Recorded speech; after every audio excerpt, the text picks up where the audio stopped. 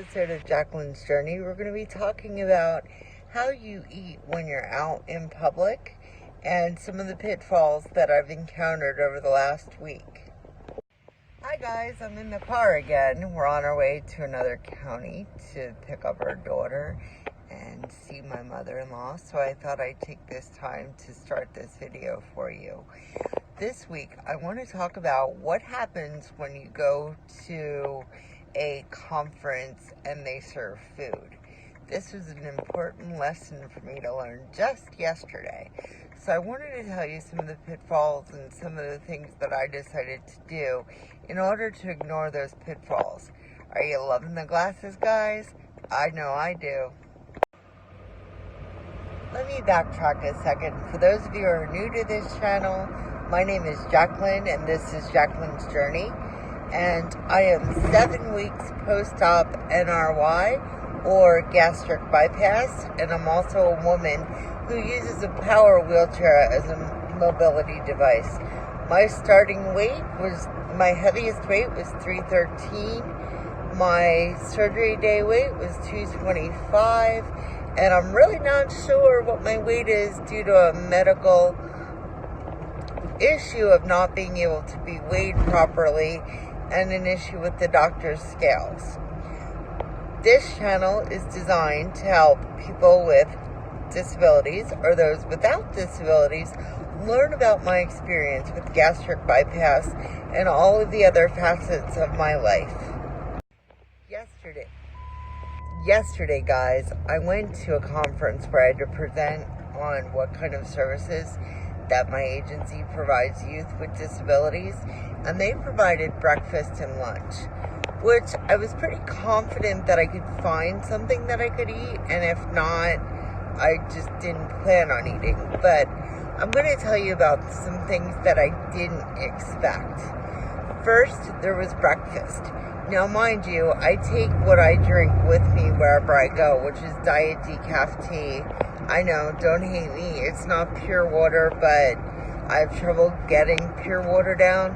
So my doctor said as long as I get at least 64 ounces of liquid, that's sufficient so that I don't dehydrate. And because it's decaffeinated tea, it's not a diuretic like regular tea would be. When they started serving breakfast before the day started, I was starving. I'm not going to lie. My biggest mistake there wasn't eating something little at home. But I wheeled into the banquet room where they had like buffet-style breakfast set up. And I was immediately bombarded with all of these bagels and danishes and tarts and all of this sweet stuff. And I was like, oh my God, what am I going to do? For those of you who know that I was like previously addicted to bagels and I would give anything to eat a bagel. But I knew that was off the cards for me. I'm not going back to carbs. I'm going to remain as much keto as possible. So the bagel wasn't in the game plan. So then I noticed that they had a bowl, I guess you could say, of oatmeal, and I'm like, well, I know that the doctor says I can start eating oatmeal, and if there's really no sugar in it, let me give it a try. So I got like 2 spoons of oatmeal. I put some blackberries in it, which on a limited basis, blackberries are allowed, and I added some Splenda, and I sat down to eat, and I was just so happy that I could eat something when my coworkers were eating and still enjoy their company. So that went pretty well. I was nervous though, since it was the first time that I was eating oatmeal. So that went well. And I was glad that I could find at least something. So, you know, usually they have some fruit trays for people, and if you can do fruit, you can do that. But being keto, I tend to stay away from most fruit except berries.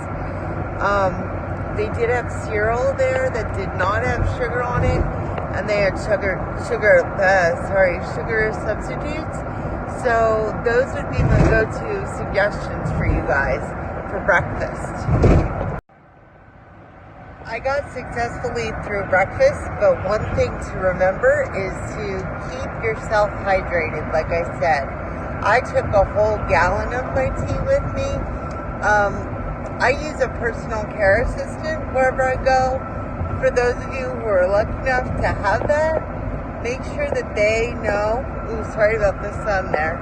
Make sure that they know that you need to keep your cup filled, and I would definitely invest in one of those cups that keep your beverages either hot or cold, whatever you prefer, longer, because we can't take in as much liquid as quickly as we did in the past. And you don't want to gulp, and water can sometimes be hard for some people. I noticed that in the hotel that we had the conference in yesterday, they did have water bottles filled for those who needed hydration. They also had water at the front desk. So don't be afraid to ask if you need something like that as well. I'm sure they're going to accommodate. Some of them have gift shops, so you can purchase water. Make sure you have a little bit of spare cash with you if they don't accept credit cards. Some of them don't in that gift shop, or they charge them to the room. And if you're not staying there, it makes it quite difficult. I've been in those situations. So carry a few dollars of cash. One side note here, guys, is when you're in a hotel and you use a wheelchair or have mobility issues, make sure you check out all the bathrooms. I was at the DoubleTree in Reading, and they were excellent bathrooms. But I got to tell you, the first time I went was fine, and the PCA and I could do whatever we needed to. But then later on, I had to go to the bathroom, and my PCA said to me, "Hey, Jacqueline, there's a bathroom down the hall that's even bigger." So while the first one was adequate, sorry, can't talk today, guys. While the first one was adequate, the second one was even more conducive to what we needed. So my tip to you guys is to check out all the public bathrooms in a hotel, and even if they don't fit your needs, sometimes some hotels will let you borrow an accessible room to use their bathroom if needed. It doesn't hurt to ask. The worst they can say is no. Guys, if you like this video, remember to like and subscribe so you know when we're going to post future videos. Tell me in the comments below what kind of videos you'd like to see, and I will aim to post those things for you. Have a blessed week, and know that Tim and I are wishing you all the best. And always remember, if you believe, you can achieve. Be sure to check out Believe and Achieve on our Facebook page as well. Thank you for listening to Jacqueline's Journey, and have a blessed week. Then came lunch, you guys. Now, I've eaten at this hotel before. The first time I've eaten there, or actually the time before when I've eaten there, was 2 weeks post-op, and I was super careful, and I was getting full, and it went really well. So when they served almost the same meal at this luncheon, I thought, hey, it'll go well again. Well, it wasn't bad, because I had chicken that I was able to cut up fine. And then there were some mashed potatoes and some tender cooked squash. So I took half of the chicken and cut it up, and I knew the mashed potatoes were okay. And I tasted not all of the squash, but some of the squash. My problem was, now that I'm 7 weeks post-op, I didn't know when I was full, and I've been weighing my food like crazy at home, so I know I can have 4 ounces a meal, sometimes maybe 5 ounces, and then I'm done. But I couldn't gauge to myself what 4 ounces of chicken and mashed potatoes would be, so I kind of winged it, And the problem was that I didn't even notice that I was full until I was very full. You know what I mean? Very, very full. So I was really full, and I really wanted to take a drink, but I follow the 10 minutes before you eat and 30 minutes after you eat, you don't drink. I follow things as close to a T as possible. So I knew I couldn't drink, which was okay, because probably if I did, I would have dumped right then and there. For those of you who don't know, dumping is usually massive diarrhea or throwing up. For me, it's definitely throwing up, and that's not something I wanted to do. Right before I presented for the second time, I knew I had 2 presentations and kept asking for prayers and praying myself that I was going to actually make it through, and I was determined, because despite limitations and despite this surgery, I feel like I'm a stronger person, and I wasn't going to let it get to me. So I went to my second presentation. I warned my fellow co-presenters that, I'm not feeling that great. So if you see me have to reel out of the room quickly, you know what happened. But God was with me. I'm sorry for those of you who don't believe. I do. And God was with me, and He saw me through that final presentation, or the second one, and it really, really helped that I had my coworkers there to support me. They're a great bunch of ladies, and I'm so thankful for them. So I got through the second presentation. There was an hour and a half between presentations, and I waited my allotted, I'm sorry guys, I can't talk today, my allotted 30 minutes before I drank. So I did drink something after the second presentation, and for a while it felt good, but right before my third, it felt like I was getting the foamies, and that's when you have too much coming up from your new stomach into your esophagus, and it starts out as foam, and that's what you begin to throw up, at least in my experience. I can only talk about myself, but in my experience, I could feel it, and I was like, oh my gosh, let me pray one more time that I'll make it through the day. And went into the third one thinking, I'm never going to make this. I was sitting there listening to my co-presenter thinking, oh my God. But then it was my turn to speak, and it miraculously went away. I think my nerves get the best of me sometimes, and that kind of exacerbates or makes it worse. So I was able to do the third presentation. Here are the lessons I've learned from all of this.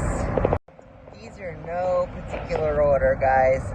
First of all, like I said before, take your liquids with you, or make sure that you have access to a lot of your liquids, and stay dehydrated. If you keep drinking, as Tim said, Tim's over there driving,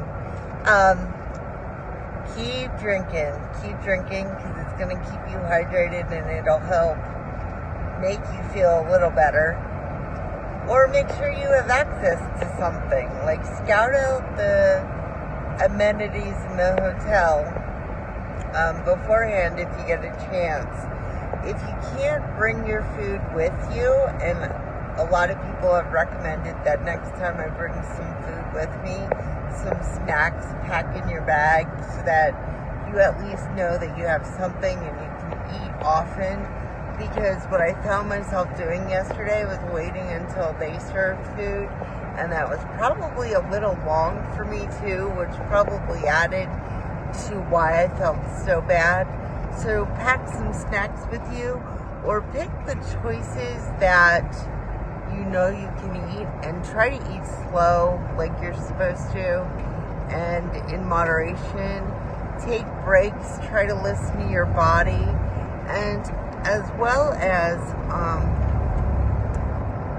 make sure that those that are with you know that you're watching what you're doing and how you're feeling, in case something does happen. I mean, we all hope that it doesn't, but I like to be prepared just so people don't say, oh my God, I didn't know, or I don't know how to help you. So just make sure that tell someone. If you have a PCA, make sure that they're very well educated in the process. Guys, I have one final tip, and this actually came from Tim. I forgot to mention it.